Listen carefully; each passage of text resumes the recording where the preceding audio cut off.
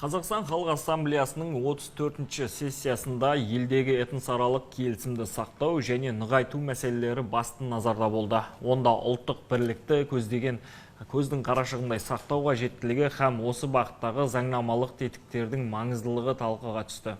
Ассамблея жастарының қоғамдық белсенділігі жоғары бағаланып, олардың қайырымдылық жобалар арқылы ел бірлігін нығайтуға қосқан үлесі ерекше атап өтілді. Сарыарқа төріндегі салмақты жиын мен ондағы қозғалған тұшымды тақырыптар төңірегінде әңгімелесу үшін студияға облыстық Қазақстан Халқы Ассамблеясы жанындағы ақсақалдар кеңесінің төрағасы Нұрмұрат Ерманов келіп отыр. Студиямызға қош келдіңіз. Қош келдіңіз. Нұрмат мырза, мереке құтты болсын. Енді ассамблеяның құрылғанына биыл 30 жыл толып отыр ғой. Енді осы уақыт ішінде облыстық Қазақстан Халық Ассамблеясының еліміздің, өңіріміздің дамуына қаншалықты өзінің сүбелі үлесін қосты? Қазақстан Халықтар Ассамблеясы Қазақстанда 1995 жылы құрылған, 96 жылы арнайы заң қабылдап, бекітілді. Содан бері Қазақстан Халық Ассамблеясы Қазақстанда халықтың бірлігін сақтауға, ұлттардың арасындағы толерантностьты нығайтуға өзінің көптеген жұмыстарын істеп келе жатыр.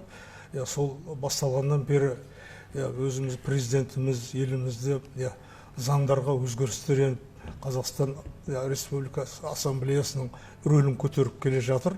Қазір олда депутаттар сайланады ассамблеядан. Сенатта 5, мәжілісте 5.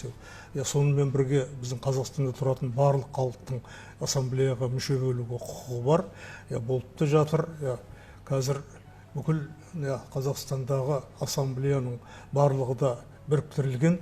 Барлық қалаларда достық үйлері салынған. Осы кеше 34-ші ассамблеяда президентіміз сөйлеген кезде осы уақытқа дейін ассамблеяның атқарған жұмыстарына нық баға беріп, өзін қалыптасты деп қабылдады. Сонымен бірге ассамблеяның аясындағы жастар қанаты да өзінің жұмысын бастады деп осы өткенде айтты. Қазақстан ассамблеясы жалпы халқымыздың арасындағы достықты нығайтуға, ұлт пен ұлыстардың бірге тұруына, біздің еліміздегі Қазақстанның алдыңға қойған мақсаттардың бәрін орындауға қатысып жатыр. Соның ішінде президентіміздің айрықша мән берген мәселесі тіл мәселесіне ашып айтты. Осыған дейін әртүрлі мәселелер болып, шетелдегі басқа бұлттар көтеріп, мына орыстар сөйлеспей жатыр, басқа жатыр деген әңгімелердің бәріне нүкте қойылды деп есептеймін. Себебі президент айтты, біздің Қазақстанда тұратын халықтың бәрі бірдей. Олар қарап отырсақ, біздің ассамблея мүшелері басқа ұлттың бәрі қазақша сөйлейді. Олар балдарына дейін қазақша тәрбиеге беріп, атсалысып келе жатыр. Біз жалпы тілді әңгіме қылатындай жағдай емес деп түсіндірді. Себебі де мен енді осыдан 2 жыл бұрын президентіміздің бастамасымен Қазақстан Ассамблеясының құрамында ақсақалдар кеңесі құрылған. Сол ақсақалдар кеңесінде мүше болып келе жатырмын. Жұмыс істеп. Осы 2 жылдың көлемінде ақсақалдар кеңесінің рөлі Қазақстанда өз орнын тапты деп есептеймін. Қазақстанда 1700-ден астам ақсақалдар кеңесі құрылған. Онда көптеген мыңдаған адамдар жұмыс істеп, әрқайсысы ауылда, елде, облыс орталықтарында өздерінің өнегесін, халыққа деген тәрбиесін ақсақалдар кеңесі арқылы барлық қоғамдық келісім арқылы жұмыстарға араласып, өздері өнеге бола біліп отыр. Қазір енді осы ақсақалдар кеңесінің құрамында қанша адам тіркелген? Және де аймақтарда, аудандарда қандай жұмыстар жасалып жатыр? Қазір ақсақалдар кеңесі облыста құрылған ақсақалдар кеңесінің 35 мүшесі бар. Бұнда әртүрлі мамандықтар, елдің арасында беделі бар, танымал кісілер мүше болып есептеледі. Сол сияқты әрбір ауданда да ақсақалдар кеңесі құрылған. Оларда 12-ден 15-ке дейін адамы бар. Қазір енді соңғы кездерде мына үлкен заводтар, фабрикалардың бәрінде де ақсақалдар кеңесі құрылып жатыр. Жалпы біздің қазақтың несі өзінің тәлім тәрбиесінде қазақта ғасырдан ғасырға келе жатқан дағдарыс бойынша көптеген мәселені ақсақалдар шешіп отырған. Мысалы, билік мәселесінде, басқа мәселе, халық тәрбиелеу, өнеге беру мәселесін ақсақалдар шешкен. Әрбір ауылда сыйлы ақсақалдар болған. Олар да сол соттың да міндетін атқарған. Мінекей ел біздің президентіміздің айтып жүргені, әр жерде осы ақсақалдар кеңесін есіп анықтап, осылар арқылы біз елдің санасына, тәрбиесіне үлкен мән беруге күш саламыз деді. Осы торғызда жұмыс істеп келе жатырмыз. Облыс ақсақалдар кеңесі жылына 4-5 рет өзінің отырысын жасайды. Ол отырыста осы өмірге керекті ең бір халықтың аузында жүрген мәселелерді талқылаймыз. Біз мысалы мешіттерде өлікті қалай жерлеу, болмаса басқа сол сияқты біздің барлық мәселелердің төңірегінде әртүрлі мәселелерді айтып жүрміз. Ол орындалып та жүр. Соңғы кезде президентіміз айтты, осы өткен жыл адал азамат жылы деп. Адал азамат, әрбір адам өзінің адал азамат екенін таныта біліп, ол таныта білу сөйлегенде тұрған ештеңе жоқ, ол өзінің өмірімен, тәрбиелеп жатқан балдарымен, қоғамдағы орнымен адал азамат бола береді. Нұрмат мырза, жаңа өзіңіз бір сөзіңізде айтып қалдыңыз, осы ақсақалдар кеңесі, мешітте, яғни адам жерлеу рәсіміне қатысты да бірқатар жұмыстар атқарылды, мәселелері шешім тапты деп. Яғни бізде тағы бір қоғамда күрделі мәселенің бірі қаза болған үйде қазан асылмайды деп айтып жатамыз да, бірақ көбінесе ысырапшылдыққа барамыз. Осыны көбінесе ақсақалдар көтеріп, нақты тоқтамын қою керек, үйде қазан асылмауын айтып жүреді. Кейбір арал қазалы аудандарында тіпті кілем таратып, ақшалай таратып деген секілді қазада ысырапшылдыққа барып жатады.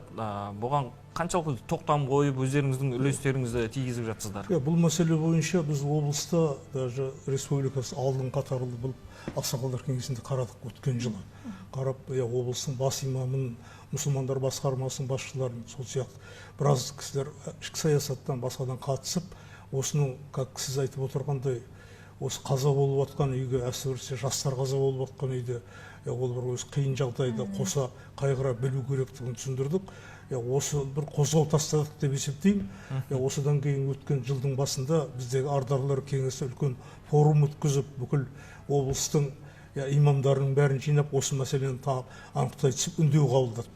Осы үндеудің төңірегінде қазір біз аудандағы ақсақалдар кеңесі жұмыстарын жүргізіп жатыр. Оларда енді ақсақалдар кеңесі аудандағы олардың бірде-бір мүшелері мешіттерде, басқаларда, оларда да алқа бар, соған мүше.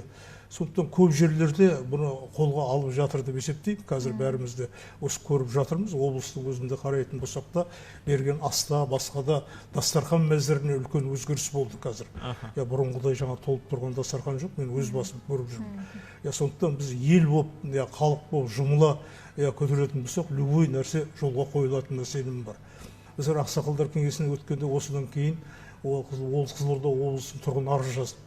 Біздің облыстағы мынау мола дейміз ғой енді, соның жағдайының айналасы қоршалмай, дұрыстарының жұмыс болмай тұрғанына айтты. Менің жаңағы ұрланып жатқанның ішіндегі. Сол арыз бойынша біз міндеттелетін коммуналдық орындар жасадық.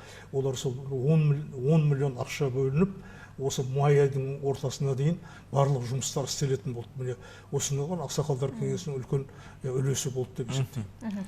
Кешегі ассамблеяның сессиясында президентіміз Қасым-Жомарт Тоқаев жалпы осы ассамблеяны дамытудың 2026-30 жылдарға арналған тұжырымдамасын бекітуді және де этностардың құқықтық мәселесін жолға қоюды басты назарға алды. Жалпы осы тармақтың маңыздылығы неде деп ойлайсыз, жалпы олардың этностардың құқығын қорғау мәселесі бойынша? Енді қазір жаңа айтты ғой, енді осыдан ассамблея құрылғаннан бері өзінің осы халықтар достығына істеп жатқан жұмыстарын атай отырып, қазір мысалы тіл мәселесіне біз нүкте қоюымыз керек деді. Себебі қазақша сөйлейді. Қазақша сөйлеуді біреуді ешкімді жаңағыдай заставить етіп сөйлеспейді. Әрбір халық өзі балдарына керек болса, оны біз қазақтар өзіміз сөйлеуіміз керек. Басқа ұлт, ол өздері сөйлеп жатыр деп есептейді. Қазір оның бір айқын белгісі, бізде мына әдепке егемендік алған жылдары көптеген басқа ұлттар Германияға, Польшаға, басқа жақтарға көшіп кетті. Олар бірақ қазақтың менталитетін бойына сіңірген. Солар 15-20 жылдан кейін келіп, елге келіп, сағынып, туған жеріміз деп қазақша әңгімелерді, қазақша тойларға қатысып, аңсап еске алады, жазып жатқан. Сондықтан олар Қазақстанды біздің өзіміздің еліміз деп, туған жеріміз деп есептейді. Барлық мәселе ол туған Қазақстанда тұратын халықтың бірақ жері бар, бірақ елі бар, туған жері бар, осы мағынада болу керек бәрі де. Сонда ғана бар біз халық, әрбір ұлтқа бөлінбеуіміз керек, бір ғана сол Қазақстан халқының қатарында болуымыз керек. Осы мәселе ассамблеяда өте жолға қойылған. Бізде кейде айтып жүрміз ғой, көптеген мәселелерді алатын болсақ, мысалы Астанада, Алматыда біздің жастарымыздың бәрі орысша сөйлейді. Қайсы біріне сөйлесең орысша жауап береді. Анда-санда осы мәселені көтеріп алып, мынандай жаңа шетелмен араласып отырғандар үлкен мәселеге айналдырады. Соны президентіміз айтты, ондай мәселе Қазақстанда жоқ деді, тілге байланысты. Қазақстанның қазір барлығы да тілді үйреніп жатыр. Өйткені оның өмір тұрғысына керек. Мен өз басым шетелге барамын, мысалы шетелге барғанда ағылшын тілін білмесең, ол жақта аштан өлуің мүмкін. Өйткені тіл білуің керек, болмаса переводчик жалдайсың, басқа қыласың. Қазақстанда да сондай. Қазақстанға келгенде қазақ тілінен хабары болмаса, ол да оп-оңай емес. Өйткені барлық жерде қазақша сөйлену керек. Біз енді көп жағдайда орысша сөйлеп кеткенбіз, соған байланысты керек. Бірақ кезең-кезеңімен қазақ тілінің рөлі көтеріледі. Президентіміз соңғы сессияда тілді көтеру мақсатында да қазіргі таңда мектептің жалпы 80% оқушылар қазақ тілінде білімін алуда деп нақты айтқан болатын. Енді бұдан бөлек ұлттық бірлікті, этносаралық тұтастықты сақтау үшін тағы қандай шараларды қабылдаған абзал деп ойлайсыз, өзіңіздің ойыңызды білсек осы ретте? Енді Қазақстан халқында жаңа айттық қой, біздерді бұл Қазақстанда тұратын халықтың барлығында олардың мәдениетін, тілін, олардың тұрмыс тіршілігін біз сыйлауымыз керек. Бұл сен қазақсың, мысалы, орыс болатын болса, орыстың мейрамдарын неге бізге атсалыспасқа? Олардың да өзінің туғанда мейрамдары бар, Пасха деген. Сол сияқты бізде олардың бәрінде дұрыс көңілмен қарасақ, олар да біздің менталитетіміз, қазақтың менталитетін сақтайтын болады.